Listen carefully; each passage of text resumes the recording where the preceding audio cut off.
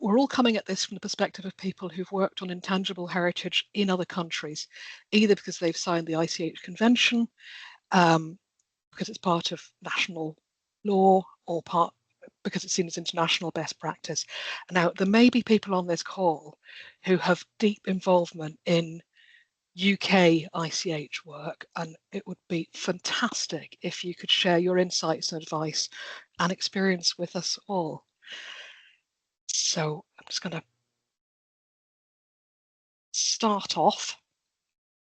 Now, intangible heritage, it refers to the practices, representations, expressions, knowledge and skills that communities and groups and individuals recognise as part of their cultural heritage. According to the 2003 UNESCO conventions, it includes a whole range of things: oral traditions, performing arts, social practices, rituals, festive events and traditional craftsmanship. So these are elements, they're transmitted from one generation to the next, and they're constantly recreated in response to the environment, to nature and history. ICH provides communities with a sense of identity and continuity, promoting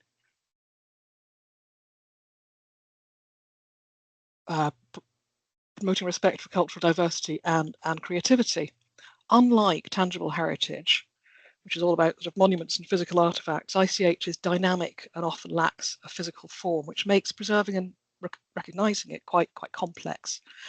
The concept emphasises the importance of community involvement in ensuring that cultural expressions remain relevant and meaningful to them.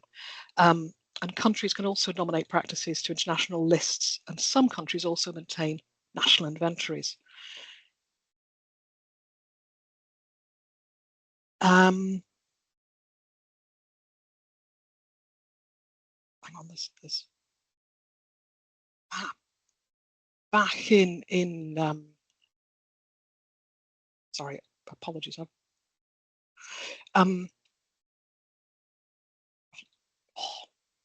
Back in June 2024, the UK ratified the UNESCO Convention, and it's a landmark moment that redefines how we understand and manage heritage in the UK. It moves us beyond monuments and artefacts, recognising that heritage also lives in traditions, skills, rituals, and so on. This move brings inclusion to the forefront. The UK's approach is community-led, respectful and inclusive, and that's really important also for diaspora communities, for regional traditions, and for those practices at a risk of disappearing. Intangible heritage can foster pride and identity and cohesion, particularly in places where tangible heritage may be limited. Practically, this could mean big changes for us. A national register is being developed, allowing communities to nominate their own practices. This will democratise heritage and maybe encourage grassroots participation. It might also influence planning decisions, heritage impact assessments, public and engagement strategies, especially in archaeology and conservations. Those museums and educators are also being called to action to document and interpret community-led exhibitions and challenge historical biases. We may need to learn new skills: ethnography, oral history and cultural sensitivity. And really, internationally, the UK is playing catch up. It was the 183rd state to ratify the convention, one of the last European countries to ratify the convention. And many other places, such as Ireland, France and Japan, have long-standing ICH policies. However, the UK emphasis on communities and diversity could sort of stand on the shoulders of giants as we learn from other countries. There are lots of challenges still: avoiding tokenism and securing funding, balancing national frameworks with devolved governance, but potential is clear to help to reshape heritage practice to be more inclusive and dynamic and community driven.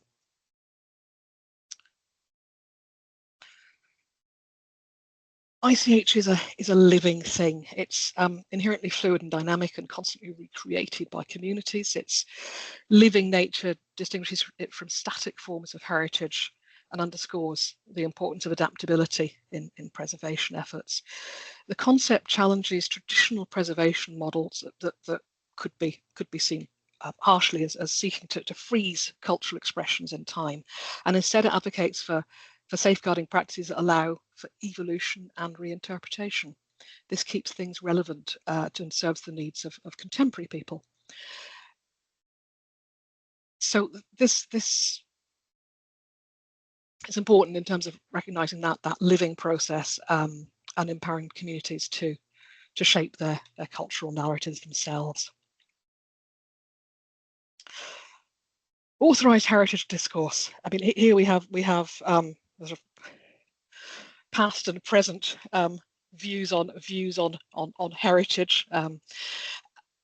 The authorized heritage discourse refers to a theory about a dominant Western paradigm which prioritizes material and aesthetic and scientifically derived heritage. This often marginalizes intangible elements and views them as sort of secondary or relevant. In archaeological practice, this can be seen through a focus on monumental reconstructions and physical artifacts that often exclude community narratives and lived experience. It reinforces expert authority and limits the scope of heritage interpretation. And ICH really challenges this by emphasizing the importance of social and cultural processes in defining heritage, advocating for a shift from passive evaluation to active engagement with communities, recognizing the interdependence between tangible and intangible heritage. We can move beyond the constraints of AHD and adapt more inclusive approaches. This again might mean rethinking some of our professional roles, embracing interdisciplinary methods, and valuing a very, very diverse range of perspectives. But this is going to be essential to foster equitable and representative practices going forwards. Sorry, I skipped way ahead there. So, power. Representing ICH does involve complex power dynamics, particularly between state institutions and local communities. There's some examples there in the images of controversial potential elements. Some have been listed as ICH and some haven't. While the UNESCO framework emphasizes community participation, the reality often sees national governments controlling the narrative and selection of heritage elements. This top-down approach can exclude marginalized groups and prioritize politically favorable traditions. The requirement for communities to frame their practices in official language can also further complicate genuine representation, as it necessitates that external expertise and might dilute local meanings. So we didn't need to sort of recognize the authority of communities in defining and managing and transmitting heritage, and use inclusive practices to facilitate dialogue and respect those diverse perspectives and support the self-determination of cultural groups, which is a very difficult and complicated political question.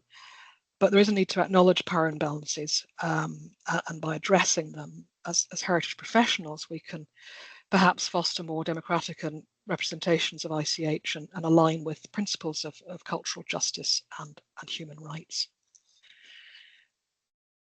So authenticity is one of these terrible concepts that's really fraught with challenges.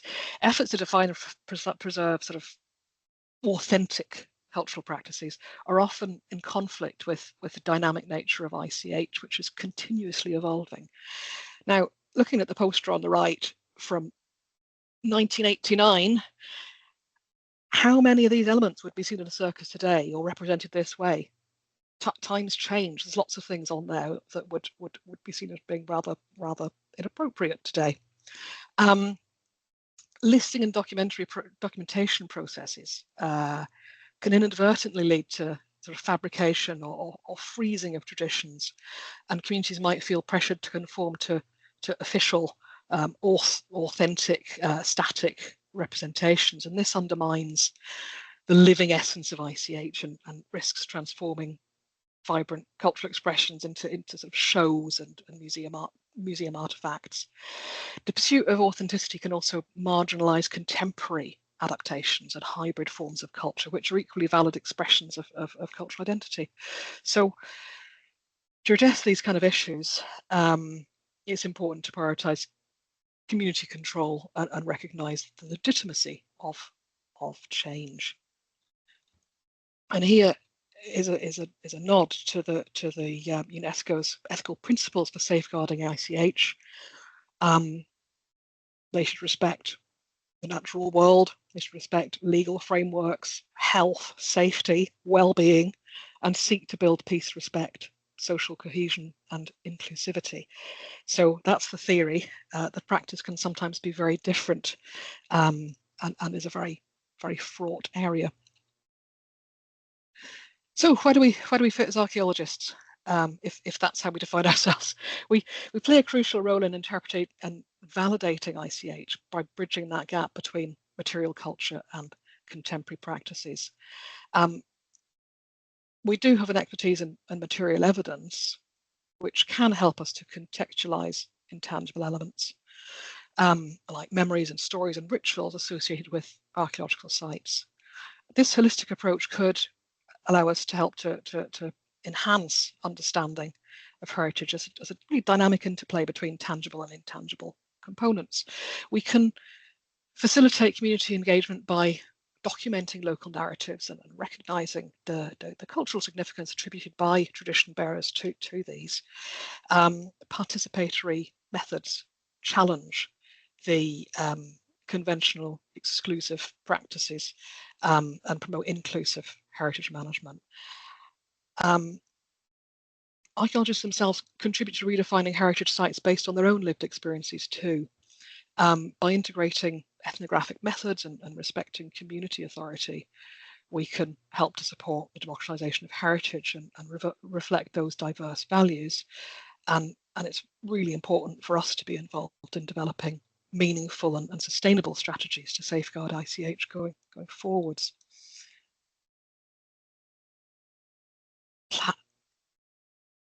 Planning and development. Integrating it into planning and development is a uniquely challenging thing due to the lack of physical boundaries, and as traditional spatial planning really focuses on tangible assets, and it makes it hard to accommodate dynamic cultural practices. However, ICH does include cultural spaces and associated objects, and these can be recognised and protected. Planners and people like us who work with them really have to consider the social and symbolic significance of places and help to support environments where ICH can thrive. This can involve identifying and safeguarding cultural spaces and facilitating community participation, and also incorporating intangible values into land use decision. And boy, this can take a long time. And you can try very hard, but people will not always listen, and landscape architects and designers may have a very different vision of what should be there from local communities and heritage people. So development projects need to assess the impact on ICH and implement appropriate respectful mitigation measures. We may need to advocate for recognising ICH in planning to enhance place identity and support that sustainable development, and also be another tool to foster inclusive decision making and sort of bottom up approaches. So there are great possibilities here to integrate ICH into social offsets and mitigation measures, particularly in development contexts where communities face, say, displacement or cultural loss. Traditional mitigation strategies often focus on material heritage and overlook the intangible dimensions that define cultural identity. But incorporating ICH into these processes needs community-led approaches that prioritize participation, consent, and cultural relevance, rather than having a system and processes inflicted upon them by consultants. Safeguarding plans need to address the social and economic needs of affected communities, supporting transmission of cultural practices, and this could involve building the skills and ability of local people to do this, allocating resources to them, money as ever, and using legal frameworks to protect intangible expressions. Recognising ICH and mitigation strategies may be a way to enhance cultural resilience and promote social justice. It may be a way to reclaim cultural legitimacy or to support civil rights. Valuing intangible heritage is potentially a really critical component of development planning to create more fair and sustainable outcomes, and to contribute in the end really to community well-being and identity. Now, looking at UK versus world, in the global south, ICH sometimes hold greater significance than monumental heritage. Cultural expressions like crafts and foods and rituals are viewed through the lens of living antiquity, emphasizing continuity and relevance. And this perspective might be said to contrast with so-called Western models that prioritize sort of static physical preservation. Communities engage with heritage in a dynamic way and integrate these practices into sort of daily life and social identity. The practices serve as a sort of means of retaining memory and cultural transmission, reinforcing community bonds and historical consciousness. And it's important that the value of ICH in these contexts may need a shift in approaches to heritage management. We need to respect local knowledge systems and support community-led safeguarding, acknowledging the material aspects of intangible practices and facilitating their documentation and their promotion.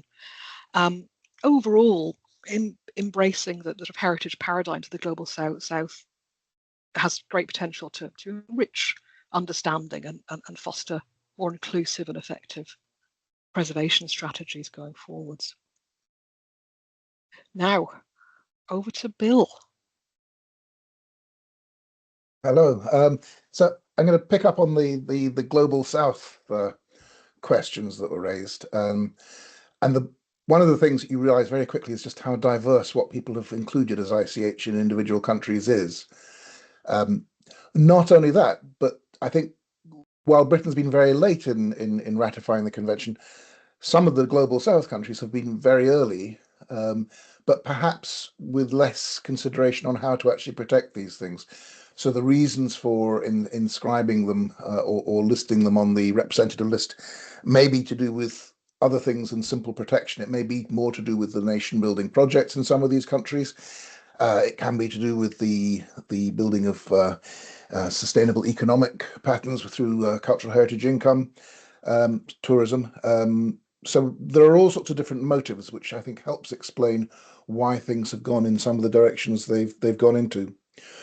We had a conversation about trying to include Australia today, because Australia, the indigenous cultural heritage there is obviously very well known. Unfortunately, the guy who's the expert on that couldn't be here today, and none of us are really qualified to talk about that.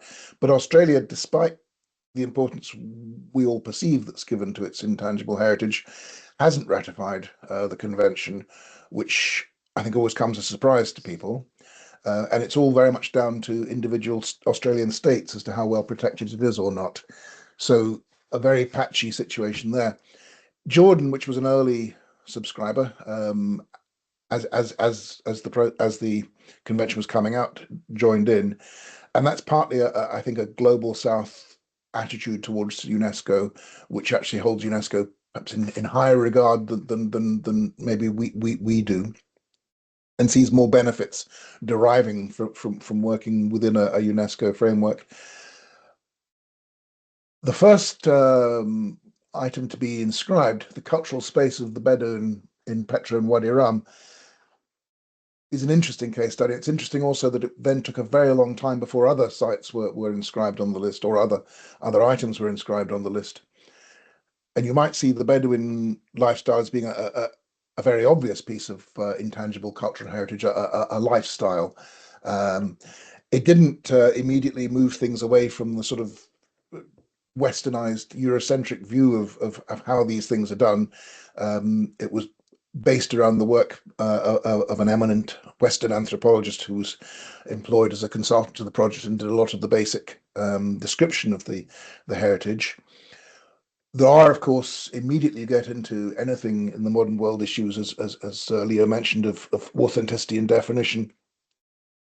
And one of the things that came out very quickly was that some of the local Bedouin were very quickly trying to adapt bits of their cultural heritage for tourism purposes. So things like camel racing were introduced from the Gulf quickly to see if that could be added in. So that there was a certain amount of very interesting deployment of intangible cultural heritage by the people who were being described. And they weren't taking this lying down and being a passive object in the same way an archaeological site might. So that was quite an interesting start to the process. If you look down the list here, you'll see quite a lot of these items aren't from individual nation states. Quite a lot of them are shared with other, generally Arab countries. Um, Oddly enough, it doesn't include falconry, which came up in Leo's slides, partly because in Jordan, catching falcons is illegal, even though it's still practiced so that they can be sold down to some of the oil-rich states, even though most of those claim that nowadays they breed most of the falcons they use. But it's one of these cases where a lot of the actual living practice outside of the flying of domestic falcons and keeping them occurs in a country where it's not only not on the list, but it's illegal. And to the extent where Jordanian bird hunters, trappers, are seen as some of the experts, and some of the Gulf states employ them to go out into Mongolia and so on to catch some of the large falcons there. So a bit of a mismatch between where centers of expertise are and the countries that recognize it as a something that's correct to have as listed on your intangible cultural heritage. Others are slightly strange, I think, for your first glance. Arabic coffee seems like a slightly odd thing to have on your intangible cultural heritage, and it's a reflection there, I think, of how important people in the country see it, as opposed to how we might see it as just a relatively minor part of the hospitality industry, if you like. But coffee itself is such an important thing to hospitality and when guests arrive and so on, and the whole way it's prepared individually from roasting to grinding. And if you're doing it amongst the Bedouin, it's actually all done pretty much in front of you. If you go into an office to meet somebody, then there'll tend to be a thermos flask with some ready made.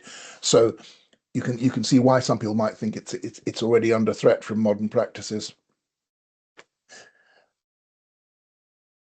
Without wanting to go down too many rabbit holes here, I think one of the issues in the global south is indeed the whole politics surrounding it, because intangible heritage is obviously very, very important to people's sense of identity and gets very closely involved in identity politics and political agendas.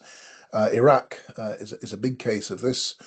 Also, an early adopter to the convention. I think the first uh, thing inscribed by them was also 2008, where it was traditional music, a very normal sounding piece of intangible cultural heritage, but has been followed by a number of other things which are perhaps a bit more troubling because they are mostly related to the sort of ethno-sectarian divisions in Iraq, which of course were very much more established in politics as part of the post-war political settlement.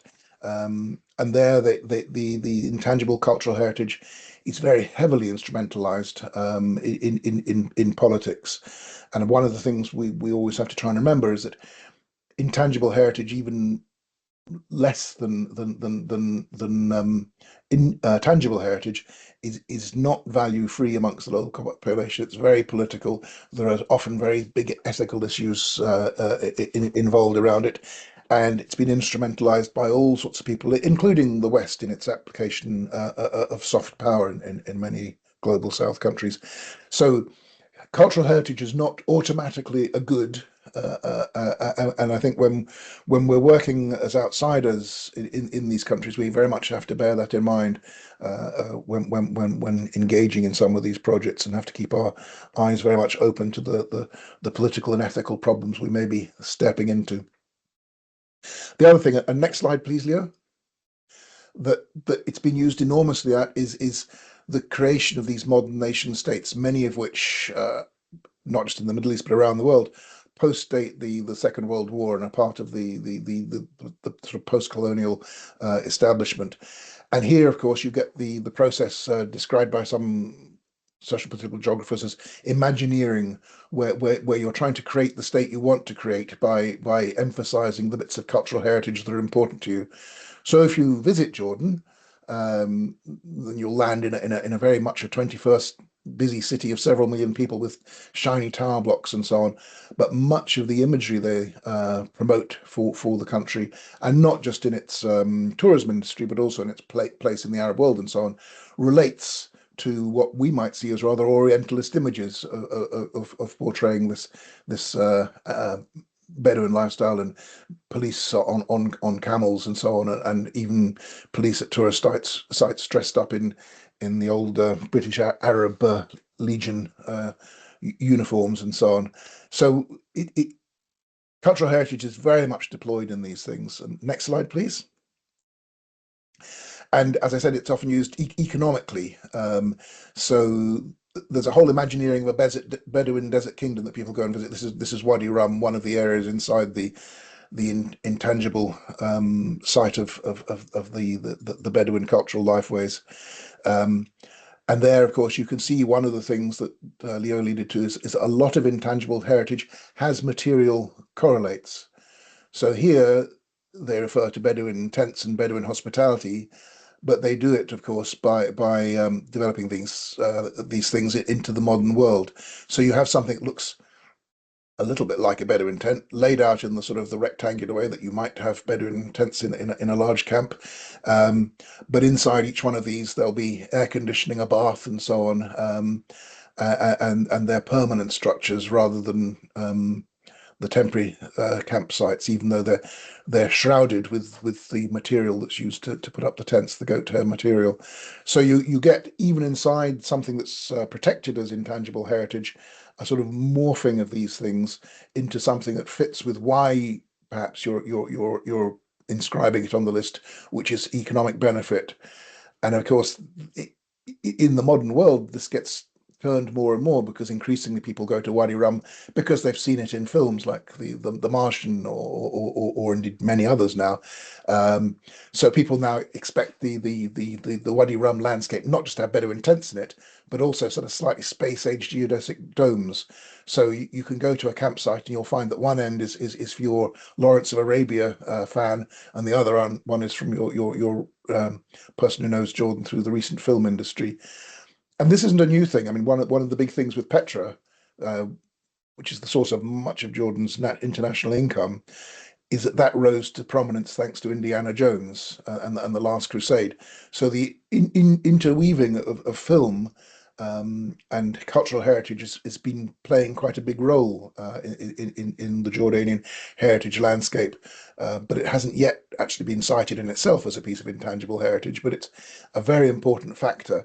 And a lot of the Bedouin you see from the Badul tribe in particular are often fairly heavily made up with eyeliner and so on, looking a bit like Johnny Depp in the pirate films, in fact, because they've sort of reflected this back on themselves from the image that's given to them in film. So there's definitely a to and fro between these things going on. And the last slide, please, of mine.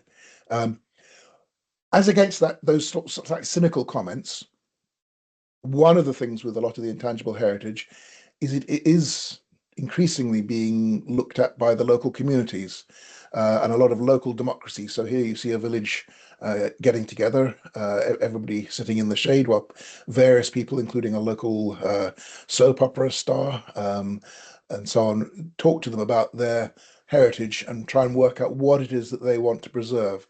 This was a village which has a famous Neolithic site at its heart, one that was meant to be being put on various USAID-funded heritage trails. It's just outside the Petra National Park and the protections of Petra.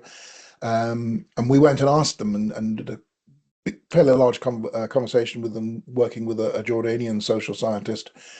What did they actually want out of all this cultural heritage income that might be coming their way? And they said, no, thanks. We don't want foreigners in shorts wandering around our village. We want the site filled in again so the children stop falling into it and it stops being a rubbish trap. If you want to protect it, we're all up with that. And the village imam came up with this scheme. He said, put astroturf on it.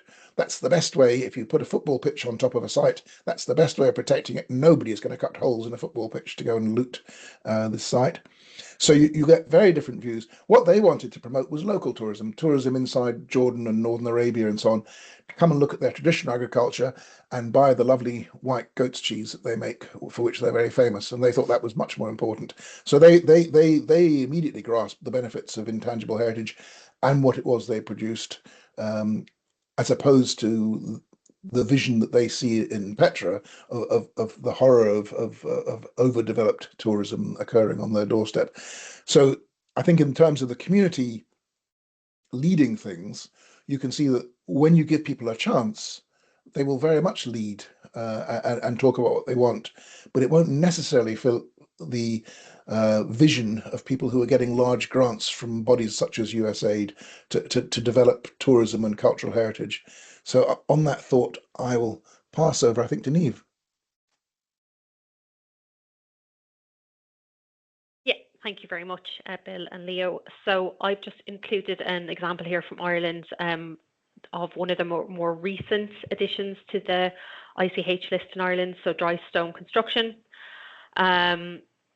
And this is a kind of example, well, firstly, of a kind of multinational nomination. So it wasn't just, the application wasn't just put in by Ireland, but it kind of showed that, you know, ICH can occur across different countries, regions, areas, and that they can work together to show that the ICH is present in all places and then kind of has equal, I suppose, value in terms of protection, etc. It's a good example, I suppose, of one that has both a very much a tangible and an intangible element to it. So it is the actual construction, the craft itself that is protected, but the craft obviously results in the construction of walls, which are very tangible on the landscape. It is an ICH that has a huge amount of practitioners, both kind of people who interact with the walls and the construction on a day-to-day basis, so the farmers, landowners, and then you have kind of key stakeholders who are involved with kind of the protection and producing guidance on that. So there's a Dry Stone Wall Association of Ireland who work with Teagasc, who are one of the training organisations for the agricultural industry, a government body to provide training, so to ensure that this particular craft and skill is passed on, which is obviously essential for the protection and maintenance of the walls, because there is a huge amount of work in keeping them the way they are. And before it was added to the list, they were quite vulnerable to, there's a kind of a gap basically in the legislation. They were kind of partially protected under various different landscape legislation in the EU, but they're very much at risk. And I suppose they give a good representation both of the wall and the craft and how the wall was constructed and the raw materials, but also the walls themselves, when looked at in a kind of landscape point of view, give a huge amount of information about land division, land use, kind of how basically farms are laid out, and that has a kind of wider historical and archaeological significance. And one of the key things, I suppose, with dry stone construction that we find when they're encountered on I suppose projects, infrastructure projects, etc., is that it's again common across a lot of ICH, is that there's just really a wide range of stakeholders that should be consulted and consulted early to talk about the kind of value of these of this ICH within an area. It's mainly the west of Ireland, because that's where the raw material is. There was more stone, I suppose, for creating them. But there is a lot of regional, even very quite local variation in the typology, the methodology, the styles. There's two kind of different ones there kind of shown in the photographs. And so what we find is using local experts that have that kind of local knowledge about that. A lot of the local authorities in Ireland are moving towards, as they update their local development plans, they are moving towards including intangible cultural heritage, particularly kind of specific intangible cultural heritage that exists within their local areas and regions as both objectives and policies. So that's something that needs to be taken into consideration, I suppose, in a planning kind of context and development context. And some of them have produced specific guidance about dry stones and dry stone walls in their areas. And yeah, I think if you can move on to the next slide. So I suppose one of the key questions that comes out, particularly with this ICH, is looking at how you assess value and how you assess significance. And I don't necessarily have any answers to that today, but obviously there's two kind of extreme examples here, but the Cage of Fields in County Mayo is a Neolithic field system and has stone walls as part of that, which obviously has it's an incredibly important site because of the age, I suppose, and its preservation to the modern day. And then you have kind of more recent stone walls up until in 19th, 20th century, and then their repair. And there are questions, on projects about, because it's the craft itself that is the protected element of ICH. Do the modern walls have as much heritage value or much significance as the older examples, because it's kind of examples of the craft? So it's just kind of an example, I suppose, of kind of having your intangible and your tangible, and particularly something that, in the worlds of planning and development and archaeology, it is something that we encounter quite a lot. And just some of the approaches is, having your early engagement, having your local experts there from day one, and making sure you are looking at those local development plans, local guidance, and I suppose that's kind of whistle-stop tour of it. So I'll hand back over to Leo. That's brilliant. Thank you, Niamh and Bill. So back to the UK. Now, here are some highlights of the UK's slow progress to ratification. And I apologise if I've missed out any nations or regions or key moments in this, but it's quite a convoluted trail. The UK's delay in ratifying the convention can be attributed to several factors, and these include policy complexity. It spans multiple policy areas of culture, education, community development, heritage, and it makes coordinated implementation quite challenging across UK government departments and also devolved administration. So there's a sort of practical policy difficulty there. Historically, the heritage policy in the UK and in UK nations has emphasised tangible heritage, buildings, monuments and artefacts, with less institutional attention given to living traditions, practices and community-based heritage. Until recently, there was no unified national mechanism or inventory for ICH, and no single body responsible for its safeguarding, which has slowed formal engagement with the convention. You will note there are very few all UK elements on this pile of flags, and there's one English flag. And there should probably be some Welsh flags in there as well, but there's really a split between England really and all the other nations of the UK in how early people have started to work towards this. There's a gradual cultural shift really with advocacy by NGOs such as Heritage Crafts and CIfA's UK. As noted in the chat, there's some very helpful links in there. Do get involved.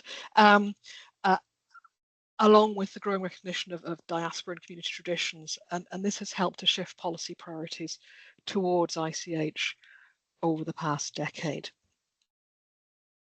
The UK has very diverse examples of ICH practices reflecting different ethnic groups, different national and regional identities, and also cultural continuity that differs in different areas. The UK is preparing to launch its national inventorying process for ICH. It's a domestic initiative separate from UNESCO's big international ICH lists, those very shiny ones that Bill showed you earlier. The inventory will focus on living practices and not on objects or material products. Practices can originate from any time or place, but must be currently practiced and include details regarding their history and transmission within the community. All practices have to be compatible with international human rights standards, and inclusion requires free, prior and informed consent from the communities involved. And again, looking back to Bill's discussion of the perhaps slightly cynical commercial and tourism interests, again, there are also political and vested interests in different aspects of that. If the practice generates commercial benefits, they must primarily support the community that maintains it. I don't know how Harris Tweed and Nike in combination fit into that option, but it's one to think about. Examples of UK ICH. Now, this is not an official list. This is what I scraped together for the presentation. These examples on the next couple of slides. You have the slide. Cara has sent the slide pack, so if it's too tiny to read, see what's there and dive further into it. This demonstrates the potential richness and variety of ICH across the UK. Types that might be likely to invent in the UK, this is just me speculating, it's nothing official, could be storytelling and proverbs and folk tales, heritage crafts like dry stone walling, boat building, weaving, instrument making, cooking. Everybody seems to have a lot of fried breakfasts and big stews and lots of very dearly loved baked goods. Also performing arts, traditional music, dance, and theatre. Social practices and rituals and festival events, seasonal festivals, got Halloween coming up, got bonfire night coming up. Certainly, I mean, the Halloween that I grew up with involved carving root vegetables with a teaspoon to keep me busy, and was a very, very long. I didn't see a pumpkin till I was 12, so I'm unclear as to where all that's come from. But that shows the change and the shift and the continual evolution of practices. Knowledge and practices concerning nature and the universe, whether it is scrumping along hedges in August, and where did you learn what to pick and where it grows and when it grows and what to do with it. Also traditional farming and fishing, herbal medicine, and weather law. These kind of examples illustrate the challenges of formal recognition and safeguarding, particularly in context with limited policy frameworks. The recent ratification does mark a significant step towards ICH protection, but we have a long way to go in terms of methodology and analysis and deciding what fits, and documenting these practices will hopefully help to support cultural resilience going forwards. So, skills for defining ICH. This is the kind of thing that faces our sector, because I mean, I've had long conversations with people who say, "But what is this stuff? It doesn't matter. It's all just folklore and weird dancing and funny hats, and why does it matter?" And I just then go off on one and get very excited about it. But if we are to take this seriously, and it will become a thing that we are going to have to address as archaeologists and cultural heritage practitioners, which will need conceptual and methodological and social skills to deal with. I mean, there's a silly example on the right. Answers in the chat, and I'll give the answers at the end. Where in the UK do those two breakfasts come from? because not all of our breakfasts are the same. So name the nation, name the nation that each breakfast comes from, and this sort of it will indicate the sort of issue of identifying ICH, and yeah. So what do we need to do skills wise? Improve our use of ethnographic. Sorry, this answer's coming up in the chat. Improve our use of ethnographic methods, document and interpret ICH, participant observation, interviews, reflective practice. Not a thing we're used to doing rapidly with an HER search and a walkover where you talk to no one. That's sometimes the rule, is you don't talk to no one. So it's going to change what we do. It may require language proficiency and interdisciplinary knowledge to enhance our ability to engage with diverse communities and cultural contexts. And this goes beyond place names in various languages across the UK. Place names are a start, but it's going to go way beyond that in terms of really understanding the soul of a place. Social skills, facilitation, dialogue, respect, effective collaboration is what we're going to have to really work on. And we'll also have to get used to navigating institutional and political frameworks and translating those local practices into a policy language that works, and managing stakeholder interests. Now, on the breakfasts, answers are, at the top is an Ulster fry, and Hannah, who indicates square sausage, is absolutely right. It's all about potato bread and square sausage. And a final question to you all on breakfast is, how many of you have touched one of these in the last week? You know, answers on a postcard. It's a while since I touched either of these. Delicious, but is it really how much of a regular practice is it compared to what's promoted on tourism brochures? Oh, Cara's hungry. It is lunchtime. Sorry. So moving on, we're going to have to start to rethink professional roles and probably look towards providing targeted training. Traditional heritage management often emphasizes that material conservation and overlooks social and cultural heritage dimensions. We need to look towards adopting anthropological approaches that prioritize community narratives and lived experiences. Educational programs, so our training needs to incorporate modules on ICH, interdisciplinary research and ethical documentation. Our heritage institutions and academic institutions need to support practitioners with frameworks and guidelines and resources for safeguarding ICH. Tools such as, say, digital platforms and collaborative inventories and so on will be needed to help community involvement and knowledge sharing. And really, I think by fostering that kind of thoughtful practice and inclusivity, we can move things forward. And really, moving things forward is urgent to align us with contemporary values and needs.